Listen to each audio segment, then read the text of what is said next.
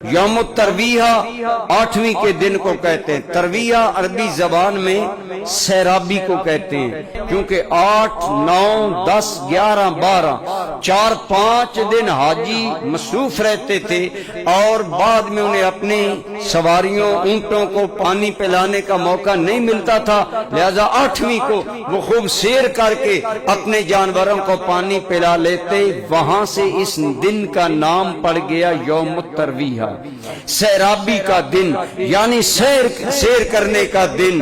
اور دوسری طرف اللہ نے اپنے بندوں پر کرم کیا کہ انہیں اپنی رحمت سے سیر کر دیا، یعنی رجا دیا۔ اتنی رحمت ہے کہ حضور غوث پاک غنیت الطالبین میں نقل کرتے ہیں اور علماء نے اپنی کتابوں میں نقل کیا کہ جو بندہ مومن 8ویں ذی الحج کا روزہ رکھتا ہے، 8ویں ذی الحج کا روزہ پورے سال کے گناہوں کا کفارہ بن جاتا ہے۔